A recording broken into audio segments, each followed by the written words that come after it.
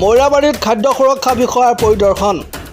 মৰিগাঁও জিলা খাদ্য বিষয়া অৱনী কুমাৰ পাঠৰ নেতৃত্বত এটি দলে মৈৰাবাৰী অলিয়ে গলিয়ে থকা হোটেল, ৰেষ্টুৰেণ্ট, গেলামালৰ দোকানসমূহ পৰিদৰ্শন কৰি চেম্পলৰ বিভিন্ন খাদ্য সামগ্ৰী টেষ্টৰ বাবে লৈ যায়। মৈৰাবাৰীৰ বিভিন্ন হোটেল তথা গেলামালৰ দোকানসমূহত অস্বাস্থ্যকৰ পৰিৱেশ আৰু ম্যাদ উকলি যোৱা সামগ্ৰী বিক্ৰী কৰাৰ অভিযোগ পুৰণি যদিও আজি বিভাগীয় ফালৰ পৰা অভিযানৰ সময়ত বহুখিনি দোকান বন্ধ কৰি পেলোৱা পৰিলক্ষিত হৈছে। ইফালে আজি অভিযানৰ সময়ত ৫-৬খন হোটেল আৰু ৪খনমান গেলামালৰ দোকানৰ সামগ্ৰী টেষ্টৰ বাবে লৈ যায়।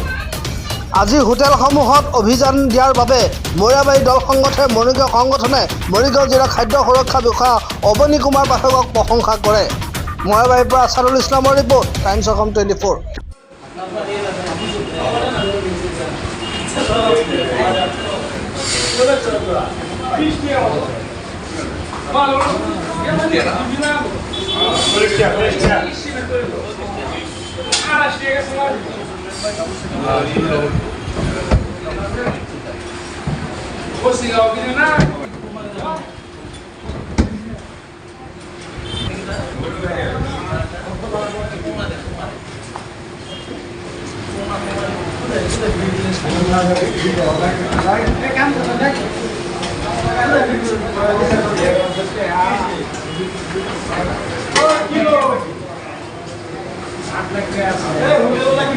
Hey,